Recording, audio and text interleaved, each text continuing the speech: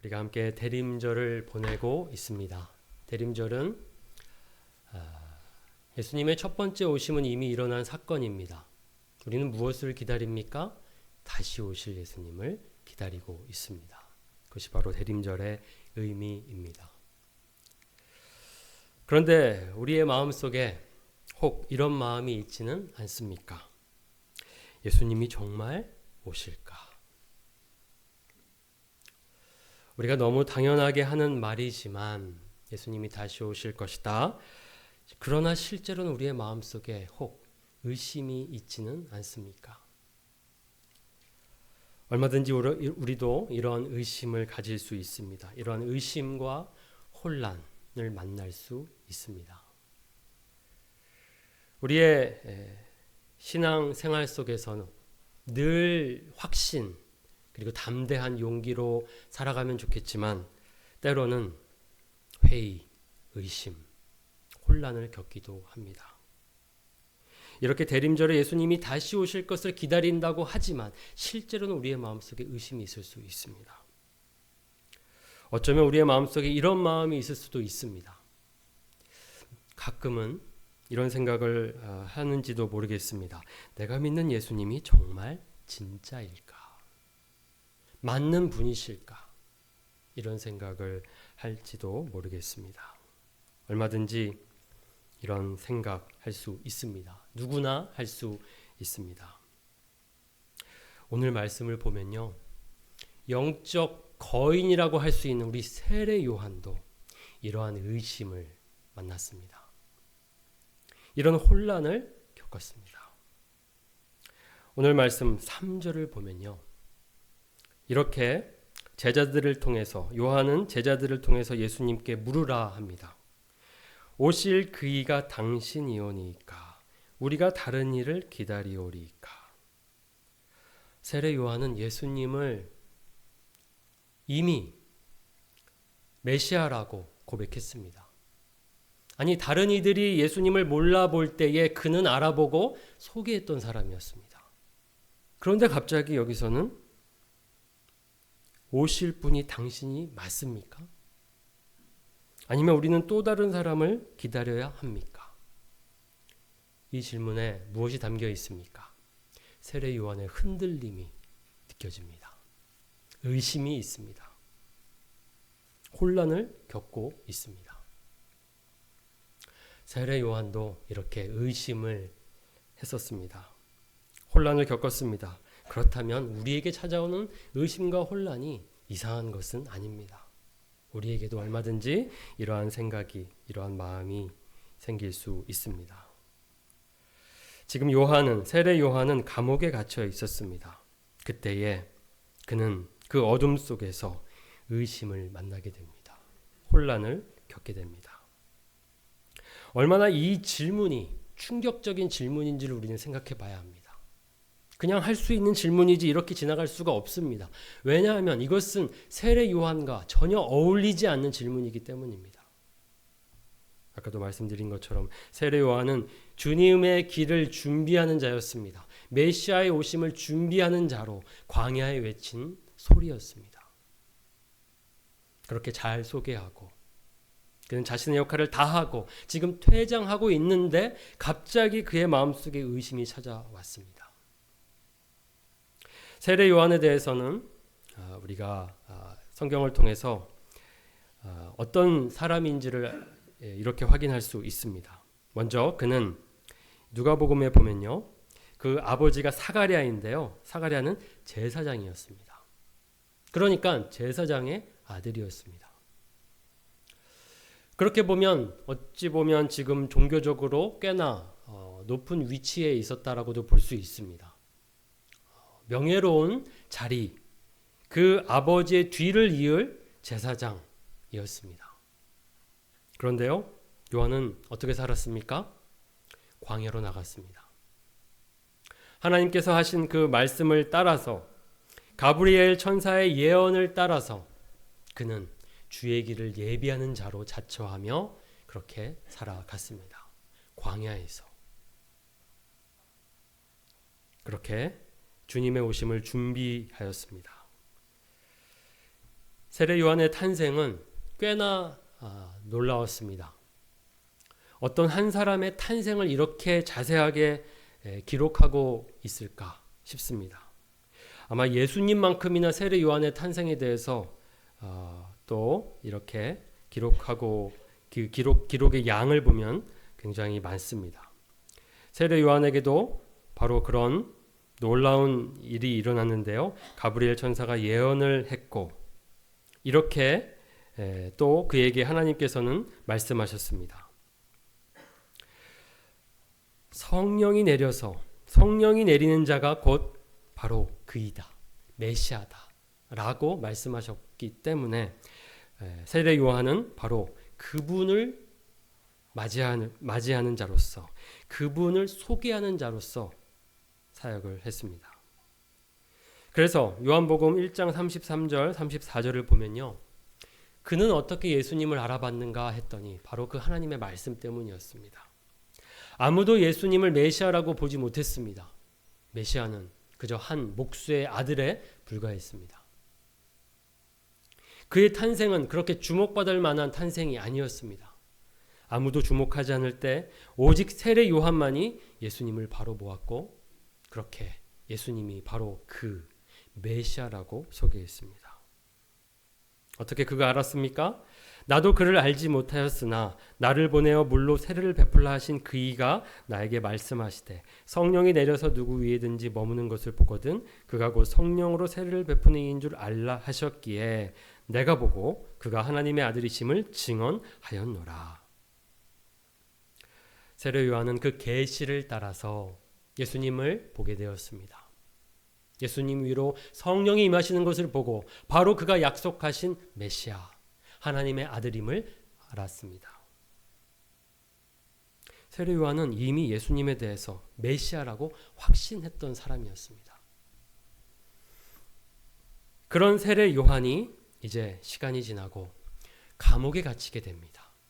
오늘 말씀은 바로 그 감옥에 갇혀 있을 때의 이야기입니다. 그럼 왜 세례 요한은 감옥에 갇혔습니까? 이것 또한 이제 마태복음 14장 좀 지나서 보면은 이 이유를 밝혀주고 있습니다. 세례 요한은요, 정의를 실현하는 사람이었습니다. 그래서 불의를 보면 참지 못했습니다. 그가 어떤 불의를 보았냐면 바로 헤롯 왕의 불의함을 보게 되었습니다. 그의 부도덕함, 그의 부정직함을 보게 되었습니다. 이 헤롯 왕은 헤롯 안티파스입니다. 이 헤롯 왕이 어떤 잘못을 했냐면 여기 보면 동생 빌립의 아내 헤로디아의 일로, 이게 무엇이냐면 자기 동생의 아내인 헤로디아를 이 헤롯이 어떻게 했냐면 자신의 아내로 취하게 됩니다. 뺏게 됩니다. 자신의 힘으로 그렇게 다른 그것도 동생의 아내를 빼앗습니다. 그 부도덕함을 요한은 침묵하지 않았습니다. 외치고 비판하고 그렇게 사람들에게 전했기 때문에 결국 헤롯은 그것을 가만히 둘 수가 없었고 그를 잡아다가 옥에 가두게 됩니다. 그리고 곧 지나서 요한을 죽이게 됩니다. 이러한 상황 속에 요한이 감옥에 갇히게 되고, 그리고 오늘 이제 어쩌면 세례 요한은 자신의 죽음을 감지했던 것 같습니다. 곧 자신이 죽게 될 것을 느꼈던 것 같습니다. 그 생의 마지막 순간에 그가 가졌던 믿음을 잘 지키고 갔으면 좋으련만 그는 갑자기 의심을 갖게 됩니다. 내가 그렇게 그 한 분을 위해서 평생을 바치고 살았는데, 그분의 오심을 준비하며 살았는데 정말 그분이 내가 믿었던 대로 메시아였는가? 그는 그 제자들, 그 세례 요한을 따르는 제자들이 있었습니다. 그 제자들이 예수님에 대한 소식을 전해 주었는데 그 소식을 듣더니 바로 이런 질문을 하게 되었습니다. 요한이 옥에서 그리스도께 하신 일을 듣고 제자들을 보내어 예수께 여짜오되. 제자들을 보내어서 이렇게 질문하라고 말합니다. 오실 그이가 당신이오니까 우리가 다른 이를 기다리오리까. 이것은 흔들리며 던지는 질문입니다. 문제적 질문이라고 할 수 있습니다. 확신이 있었다면 이런 질문할 필요 없습니다. 그렇습니다. 당신이 메시아이십니다. 당신이 바로 하나님의 아들이십니다. 라고 선언했어야 하는데 그것이 더 세례 요한과 어울리는데 이 세례 요한의 마지막 순간은 그는 흔들렸습니다. 멈칫하게 되었고 이렇게 의심에 빠지게 되었습니다. 당신은 제가 그토록 기다렸던 메시아가 정말 맞습니까?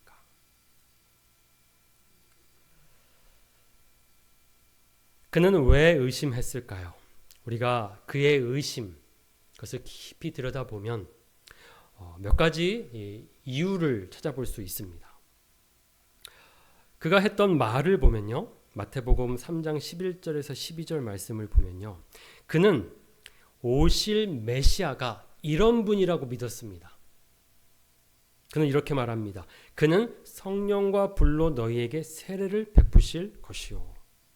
성령으로 세례를 베푸실 분이시다. 좋습니다. 그런데 여기 불이라는 표현을 붙였습니다. 성령과 불. 어떤 이미지로 지금 메시아를 이 세례 요한은 생각했을까요? 불같이 심판할 메시아로 생각했습니다. 그가 오시면 너희 이 죄인들은 그 메시아의 심판을 받게 될 것이다. 회개에 합당한 열매를 맺어라. 회개하라고 그렇게 외쳤습니다. 그리고 이렇게 말합니다. 손에 키를 들고 자기의 타작마당을 정하게 하사 알곡은 모아 곡간에 들이고 쭉정이는 꺼지지 않는 불에 태우시리라. 어떤 것이 계시를 받은 것이고 어떤 것이 세례 요한의 생각인지 정확히 우리가 알 수는 없지만 어쩌면 이렇게 그가 맞이하게 될 메시아가 심판자라고 생각했던 것은 세례 요한의 생각이었던 것 같습니다. 왜냐하면 예수님께서는 분명히 자신이 구원을 위해서 오셨다고 말씀하셨습니다. 심판하러 오신 분이 아니라 우리를 구원하러 오셨다라고 했습니다. 그런데 세례 요한의 기대는 메시아가 오시면 죄인들을 다 심판하실 것이다. 알곡은 모으고 쭉정이는 불에 태우실 것이다. 심판이 즉각적으로 일어날 것이라고 기대했기 때문에 예수님이 오셨는데 예수님을 만났는데 그 예수님이 하시는 일이 전혀 심판과는 상관없는 일이었던 것이었습니다. 어떻습니까? 자신이 생각하는 것과 다르니 그렇게 예수님을 의심하기 시작했습니다. 이런 세례 요한의 모습을 보면 누가 떠오릅니까? 저와 여러분이 떠오릅니다. 하나님께서 우리 생각대로 하지 않을 때 무엇이 찾아옵니까? 의심이 찾아옵니다. 하나님 정말 살아계십니까? 하나님 정말 선하십니까? 세례 요한은 지금 자기 생각대로 예수님이 일하실 것이라고 생각했습니다. 그런데 그와 다르게 예수님은 일하셨습니다. 그때에 그가 의심했습니다. 우리도 그렇습니다. 내 기도가 응답되지 않을 때 그때 의심이 찾아옵니다. 하나님이 살아계시지 않다라고 생각하게 되고요. 하나님은 선하신 분이 아니다라고 생각하기 시작합니다. 의심하게 됩니다. 내가 원하는 대로 내 소원을 따라 하나님께서 일하시면 좋겠는데 일이 제대로 풀리지 않습니다. 문제가 해결되지 않습니다. 그러면 어떻게 됩니까? 의심하게 됩니다. 내가 믿은 것을 후회하게 됩니다. 그렇게 열심히 하나님 앞에 봉사했는데 그것이 후회가 됩니다. 또 다른 그리스도인이 나에게 상처를 줄 때, 나를 실족하게 할 때, 저렇게 나를 아프게 하는 사람이 믿는 예수님이 정말 진짜일까? 그렇게 생각할 수 있습니다. 그러면서 의심, 회의가 찾아옵니다. 오늘 세례 요한이 만난 이 의심, 이 절망, 이 혼란, 사실은 우리도 겪고 있는 것들입니다. 그렇게 의심이 찾아올 때에 우리 안에는 깊은 질문이 던져집니다. 내가 믿는 예수님이 정말 진짜일까? 이 질문이 시작되면 우리가 믿고 있는 모든 것들을 다 의심하기 시작합니다. 예수님이 정말 부활하셨는가? 예수님이 정말 다시 오시는가? 하나님이 정말 우리를 창조하셨는가? 질문은 꼬리에 꼬리를 물게 됩니다. 의심은 그렇게 번지게 됩니다. 여러분들도 혹시 이러한 의심 겪고 계시진 않습니까? 지금 내 기도가 응답되지 않습니다. 또 내가 원하는 대로 일이 풀리지 않습니다. 다른 그리스도인들에게, 다른 신자에게 상처를 받았을 때에 우리는 이런 마음 가질 수 있습니다. 오늘 이렇게 의심하는 세례 요한에게 예수님은 어떻게 대답하십니까? 4절에서 5절 말씀입니다. 너희가 가서 듣고 보는 것을 요한에게 알리되 맹인이 보며 못 걷는 사람이 걸으며 나병 환자가 깨끗함을 받으며 못 듣는 자가 들으며 죽은 자가 살아나며 가난한 자에게 복음이 전파된다 하라. 예수님은 가끔 조금 이해하기 어렵게 답을 주십니다. 지금 질문이 무엇이었습니까? 예수님, 메시아 맞습니까? 아니면 우리는 또 다른 누군가를 기다려야 합니까? 이 질문이지 않습니까? 그러면 yes or no로 답을 주시면 되는데 예수님 그렇게 답을 주시지 않습니다. 이렇게 전하여라. 지금 일어나고 있는 일을 기억하라고, 보라고 말씀하십니다. 맹인이 보며 못 걷는 사람이 걸으며 나병 환자가 깨끗함을 받으며 못 듣는 자가 들으며 죽은 자가 살아나며 예수님이 하시는 사역이었습니다. 고치시고 일으키시고 회복시키시는 사역이었습니다. 가난한 자에게 복음을 전하셔서 그들을 부욕해 하셨습니다. 생명을 주셨습니다. 이 예수님의 대답에 무슨 의미가 있습니까? 이것이 예수님이 오신 목적이라는 것입니다. 메시아가 하는 일이 바로 이것이다 라고 예수님이 말씀하고 계십니다. 이 말씀은요, 사실 이사야 선지자가 했던 예언과 같습니다. 성령이 임하는 메시아에게 바로 그 메시아를 통하여 복음이 전해지고 이렇게 맹인이 보게 되고 못 걷는 사람이 걷게 되고 죽은 자가 살아나게 된다라고 메시아를 두고 예언했습니다. 그 예언 그대로 예수님은 지금 일하고 계셨습니다. 하나님이 말씀하신 그 시나리오를 벗어나지 않았습니다. 그대로입니다. 예수님은 그리고 말씀하셨습니다. 요한복음 3장 17절입니다. 하나님이 그 아들을 세상에 보내신 것은 세상을 심판하려 하심이 아니요 그로 말미암아 세상이 구원을 받게 하려 하심이라. 하나님께서 예수님을 보내신 목적은 심판이 아니었습니다. 구원이었습니다. 그것이 바로 성탄의 의미입니다. 첫 번째 오심은 심판을 위해서 오신 것이 아니고요. 구원을 위해서 오셨습니다. 심판을 위해 오셨다면 아무도 구원받을 수 없었을 것입니다. 그러니까 구원의 길을 열어주시기 위해서 첫 번째 오셨습니다. 그것이 바로 성탄절의 의미입니다. 그 예수님께서 이제는 다시 오실 것입니다. 그 두 번째 오심, 다시 오심의 목적은 무엇일까요? 심판입니다.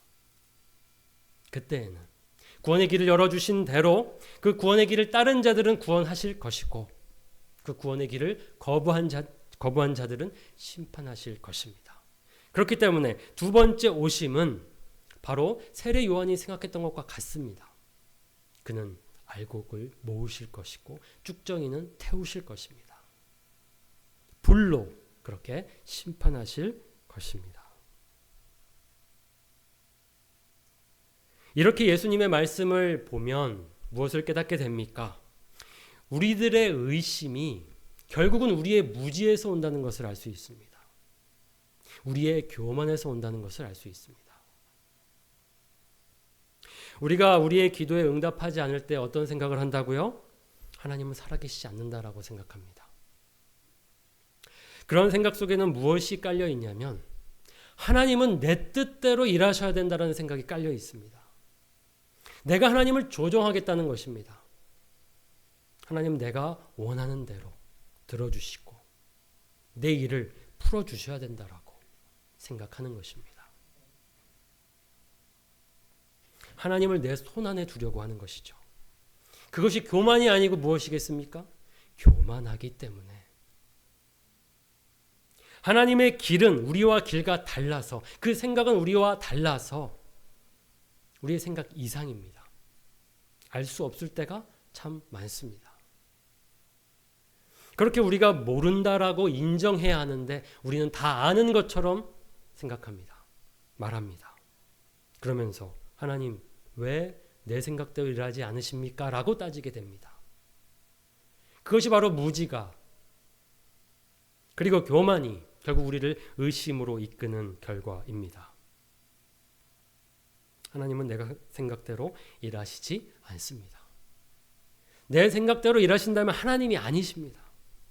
하나님은 우리보다 크신 분이십니다. 무한한 분이십니다.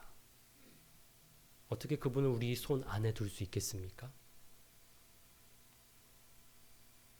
우리가 그분 안에 있습니다. 우리는 늘 겸손하게 하나님의 생각이 우리와 다르다라는 것을 인정하고 때로는 내가 생각지도 못한 길로 우리를 인도하신다는 것을 기억하고 따라가야 하는 것입니다. 겸손하게 엎드리고 하나님을 알아가며 그렇게 나아가는 것이 바로 신앙생활입니다. 결국 의심의 원인은 다른 데 있지 않았습니다. 하나님께 있지 않았습니다. 우리의 무지와 교만에 있었던 것입니다. 세례 요한도 자신이 생각한 대로 예수님이 일하셔야 한다라는 그 생각, 교만입니다. 무지입니다. 예수님의 말씀을 잘 들었다면 그는 알았을 것입니다. 예수님은 우리를 구원하기 위해서 오신 분이라는 것을. 그러니까 마땅히 그분은 고치시고 살리시고 자유케 하시고 부욕케 하시는 것이 맞습니다. 예수님은 그 일을 지금 하고 계셨습니다. 그래서 예수님께서는 그렇게 하고 있다라는 것을 전해라. 가르쳐주고 계십니다. 메시아는 이 일을 하는 자이다. 네가 잘못 알고 있었다면 다시 듣고 깨닫고 나를 메시아로 믿으라. 그렇게 말씀하십니다. 이 말씀을 하시는 예수님의 마음에는 세례 요한에 대한 애정이 있습니다. 그가 실족하지 않기를 바라는 예수님의 마음이 있습니다. 예수님도 아마 아셨을 것입니다. 곧 이제 세례 요한이 죽게 된다는 것을. 마지막 순간에 실족해서 되겠습니까? 실족하지 않기를 바라는 마음으로 예수님은 진리를 전하고 계십니다. 내가 바로 그다. 직접적으로 얘기하시지 않으시지만 그 말씀으로 내가 하는 일을 보라고 하신 그 말씀으로 자신을 밝히고 계셨습니다. 그러면서 6절에 이렇게 말씀하십니다. 누구든지 나로 말미암아 실족하지 아니하는 자는 복이 있도다. 이 말은 우리가 예수님 때문에 실족할 수 있다라고도 볼 수 있습니다. 우리는 다른 사람 때문에 다른 이유 때문에 의심한다고 하지만 결국은 예수님 때문에 실족하는 것입니다. 그럴 수 있습니다. 배신감을 느낄 수 있고요. 실망할 수 있고요. 그래서 이렇게 넘어질 수 있습니다.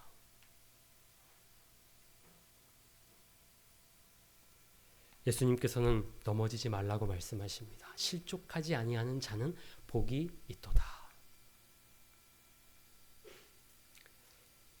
내 말을 기억하고 내 길을 따라오라고 그렇게 말씀하십니다. 세례 요한의 그 의심 속에는 어쩌면 이제 마지막을 향해 가고 있는데 자신이 했던 일이 혹 헛된 일은 아니었을까라는 생각이 들었을 수도 있습니다. 우리가 그런 마음을 갖게 되면요, 괜히 더 의심하게 되고 더 깊은 절망을 겪게 됩니다. 예수님께서는 어쩌면 지금 이렇게 말씀하시는 것 같습니다. 내가 생각했던 메시아 맞고 내가 나를 위해서 했던 그 일 다 잘한 일이고 네가 한 일은 헛되지 않다. 네가 나의 길을 준비해 줬기 때문에 내가 지금 이렇게 다른 이들을 살릴 수 있고 세울 수 있고 회복할 수 있다. 잘하였도다. 그러니 마지막 그 순간까지 나와 함께 가자. 이렇게 오늘 말씀하고 계십니다. 여러분 가운데 혹시 세례 요한처럼 의심 그러면서 혼란을 겪고 계신 분이 계십니까? 그런 혼란 속에서 혹 내가 한 일에 대한 후회를 하고 계신 분이 계십니까? 후회하지 마십시오. 우리가 하나님을 위해서 한 모든 일은 하나님께서 기억하고 계시고요. 그 일은 헛된 것이 아무것도 없습니다. 당장 열매를 맺지 않을지라도 우리의 수고와 헌신은 일을 하고 있습니다.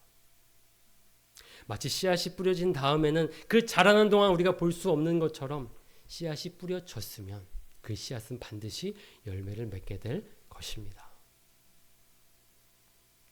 당장 열매가 없다고 내가 하나님을 위해서 했던 일이 헛되다라고 생각하지 마시기 바랍니다. 그러면서 예수님을 의심하지 마시기 바랍니다. 예수님은 우리의 구원자이십니다. 하나님의 아들이십니다. 그분이 우리의 주인이십니다. 왕이십니다. 그 예수님께서 다시 오실 것입니다. 그래서 하나님의 나라를 완성하실 것입니다. 그날이 속히 오기를 우리 믿음으로 기다립시다. 의심이 찾아올 때에 오늘 말씀 기억하시면서 그럼에도 주님께서 맞다. 주님께서 옳으시다. 주님은 선하시다. 믿으시고 주님의 말씀 생각하시면서 확신하며 걸어가시기 바랍니다.